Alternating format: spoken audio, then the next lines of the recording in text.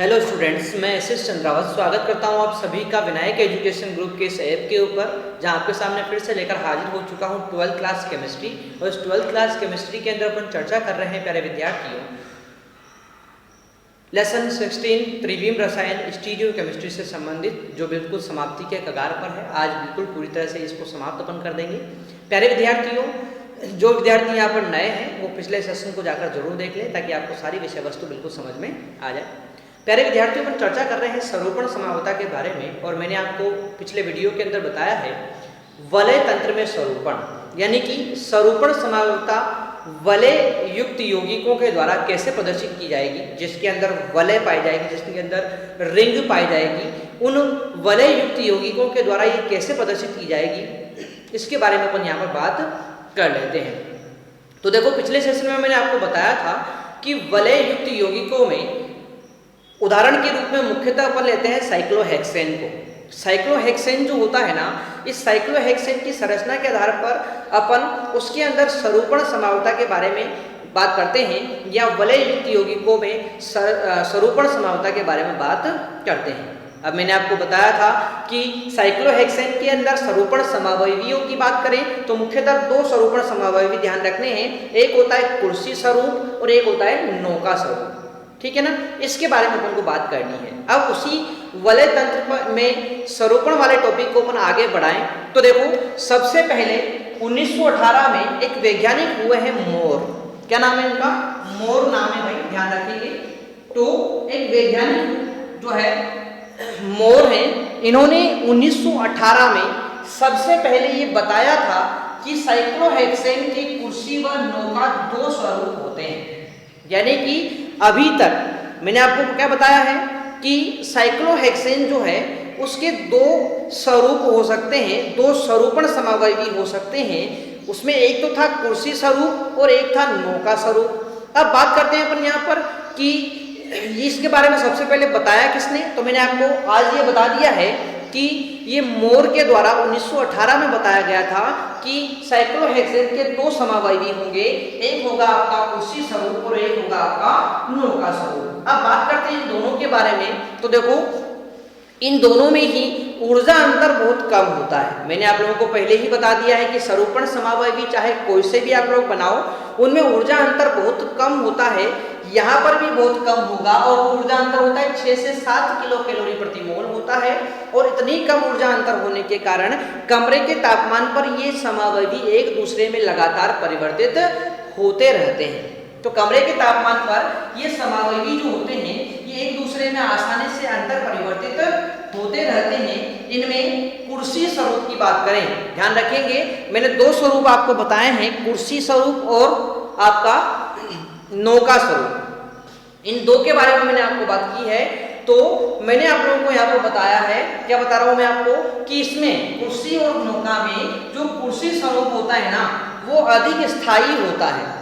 वो क्या होता है?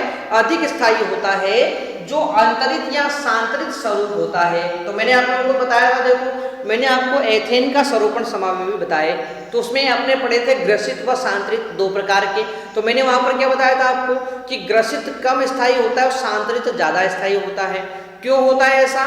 तो वो कारण अपन ने वहां पर पढ़ लिया था कि भाई ग्रसित में बिल्कुल आमने सामने दोनों कार्बन के हाइड्रोजन परमाणु बिल्कुल आमने सामने होते हैं, जिनमें त्रिविम बाधा के कारण वो क्या होता है? कम स्थायी होता है, और सांतरिक जो होता है वो अधिक स्थायी होता है। तो इसी प्रकार से यहाँ पर कुर्सी और नौका रूप की अपन बात करें तो कुर्सी रूप जो होता है ना इसका, वो सांतरिक रूप है, और इसलिए क्या होता है? वो अधिक स्थायी होता है, ठीक है। कुर्सी स्वरूप में मरोड़ी विकृति नहीं पाई जाती है। देखो, मरोड़ी विकृति का मतलब होता है कि ये जो कुर्सी स्वरूप होता है ना, ये इस प्रकार से घूमता नहीं है। मरोड़ी विकृति इसके अंदर नहीं पाई जाएगी, प्रतिकर्षण कम होगा, ठीक है। साइक्लोहेक्सेन के कुर्सी रूप में विपरीत कोनों पर C1 व C4 कार्बन जो होंगे, उन पर उपस्थित हाइड्रोजन परमाणुओं के मध्य दूरी अधिकतम होती है।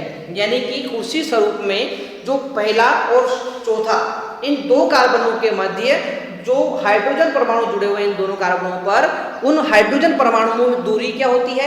अधिकतम। और आपको पता है दूरी ज्यादा होगी तो प्रतिकर्षण क्या होगा? कम होगा, त्रिविम बाधा कम होगी। और त्रिविम बाधा कम होगी तो उस कंडीशन में क्या होगा? उस कंडीशन में ये कुर्सी स्वरूप अधिक स्थायी हो जाएगा। अब बात करते हैं कि सर आपने अभी तक हमें ये तो बता दिया कि भाई साइक्लोहेक्सेन के कुर्सी स्वरूप भी होते हैं, नौका स्वरूप भी होते हैं, पर ये होते कौन से हैं, दिखाई कैसे देते हैं, इनके बारे में बात कर लेते हैं। तो देखो इनकी संरचना, न्यूमान प्रक्षेपण सूत्र के बारे में बात करें तो न्यूमान प्रक्षेपण सूत्र के अनुसार इसकी संरचना कुछ इस प्रकार की होती है। देखिए आप लोग, यहाँ पर 2 कार्बन तो यहाँ पर है, ठीक है, 2 कार्बन तो कहाँ पर है, ये रहा है, 1 कार्बन तो पीछे की तरफ छिपा हुआ है न्यूमान में और एक ये गोले के रूप में है। 2 कार्बन ये हो गए, 2 कार्बन आपके यहाँ पर हो गए, कितने हो गए टोटल, 4 कार्बन तो ये हो गए और 2 कार्बन आपके ये रहे, हो गए टोटल 6 कार्बन। तो इनमें कुर्सी स्वरूप की संरचना कुछ इस प्रकार की होती है, ठीक है, और नौका स्वरूप की संरचना कुछ इस प्रकार की होती है। ये 3D संरचनाएं हैं प्यारे विद्यार्थियों, इनको इसी प्रकार से बनाना है आप लोगों को, 1-2 बार बना के इसको प्रैक्टिस करना है। जितनी प्रैक्टिस आप लोग करोगे आपको ये सारी चीजें बिल्कुल अच्छे से कंप्लीट हो जाएगी। तो आप लोग ध्यान रखें कि ये सब 3D संरचनाएं होती है, इसीलिए इनको याद करने का सिंपल सा तरीका होता है कि आप लोग इनको बना कर देख लें, ठीक है। तो यहाँ पर क्या होता है, देखो कुर्सी स्वरूप और नौका स्वरूप की अपन बात करते हैं तो न्यूमान प्रक्षेपण सूत्र के अनुसार इसकी कुर्सी स्वरूप की संरचना कुछ इस प्रकार की होती है और आपका नौका स्वरूप की संरचना कुछ इस प्रकार की आपको दिखाई देती है, ठीक है। अब बात करें पर सोहर्स प्रक्षेपण सूत्र में, तो देखो यहाँ पर आपको स्पष्ट नजर आ जाएगा कि कुर्सी कौन सी है और नौका कौन सी है। तो देखो भाई, ये रहा आपका कुर्सी स्वरूप, देखो स्पष्ट रूप से कुर्सी जैसी लग रही है ना, ऐसे लेटने वाली कुर्सी जो होती है ना वैसी लग रही है आप लोगों को, बिल्कुल इस प्रकार से लेटने वाली, ठीक है। तो वो जो चीज होती है वो क्या है, ये सोहर्स प्रक्षेपण सूत्र के अनुसार कुर्सी स्वरूप है और ये देखो नौका लग रही है आपको, बिल्कुल लग रही है जहाज जैसा, नौका जैसा आपको लग रहा होगा, तो ये क्या हो जाएगी, ये आपकी नौका स्वरूप हो जाएगा सोहर्स प्रक्षेपण सूत्र के अनुसार, ठीक है। तो एक बार मैं फिर रिपीट कर रहा हूं, ध्यान से आप लोग इस चीज को सुनेंगे कि वलय तंत्रों में साइक्लोहेक्सेन में स्वरूपण की अपन बात करते हैं तो इसमें 2 स्वरूप होते हैं, कुर्सी स्वरूप और नौका स्वरूप, यानी 2 स्वरूपण समावयवी इसके बनेंगे, कुर्सी और नौका। इन दोनों के बारे में सबसे पहले बताया किसने है, मोर ने बताया है 1918 में, और इन्होंने क्या बताया कि इनके मध्य ऊर्जा अंतर, यानी कुर्सी व नौका रूप के मध्य ऊर्जा अंतर जो होता है वो बहुत कम होता है, 6 से 7 किलो कैलोरी प्रति मोल होता है। अतः ये कमरे के तापमान पर भी एक दूसरे में आसानी से परिवर्तित हो जाते हैं, ठीक है। अब बात करें यहाँ पर, कुर्सी स्वरूप जो होता है ना वो नौका स्वरूप की तुलना में अधिक स्थायी होता है।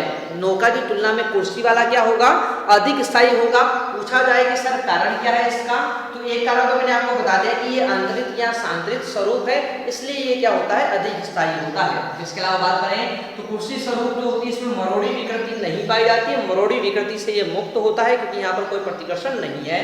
साइक्लोहेक्सेन के कुर्सी रूप में विपरीत कोनों पर जो कार्बन होते हैं C1 व C4, इन दोनों के हाइड्रोजन परमाणुओं के मध्य अधिकतम दूरी होती है और जब दूरी ज्यादा है तो उस कंडीशन में प्रतिकर्षण क्या होगा, कम, और प्रतिकर्षण कम होने की कंडीशन में क्या होगा कि यहाँ पर जो स्थायित्व होगा वो कुर्सी रूप का अधिक होगा। दोनों की संरचनाओं की बात करते हैं तो न्यूमान प्रक्षेपण सूत्र के अनुसार कुर्सी रूप की संरचना कुछ इस प्रकार की दिखाई देती है और नौका स्वरूप की संरचना इस प्रकार की दिखाई देती है। न्यूमान प्रक्षेपण सूत्र आप लोग ध्यान रखेंगे। उसके बाद सोहर्स में आपको ये चीजें स्पष्ट दिख जाएगी कि कुर्सी कैसी होती है और नौका कैसी होती है। तो देखो भाई, सोहर्स में अपन बात करते हैं तो यहाँ पर कुर्सी स्वरूप कुछ इस प्रकार का आपको कुर्सी जैसा दिखाई देता है और नौका स्वरूप कुछ इस प्रकार से आपको दिखाई यहाँ पर देता है। तो आप लोग इस वीडियो को अच्छे से पॉज कर लें और पॉज करके आप लोग इन संरचनाओं को यहाँ पर स्पष्ट रूप से बना सकते हैं। तो इस तरह से अपन ने यहाँ पर वलय तंत्र में स्वरूपण के अंदर कुर्सी व नौका स्वरूप की बात हमने यहाँ पर कर ली है। आशा करता हूँ आपको ये बात बिल्कुल यहाँ पर समझ में आई होगी। Download app in Play Store. Vinayak Education Group. Online course and classes. RBSE 12th. Chemistry. Physics. Biology. Hindi and English. RBSE 10th. Science. Maths. Social Science. Sanskrit. Hindi and English. Vinayak Education Group. This app is perfect for you. All RBSE classes. In this app. Every day. Online classes of video lectures and weekly test. Challenge. Thanks for watching and download.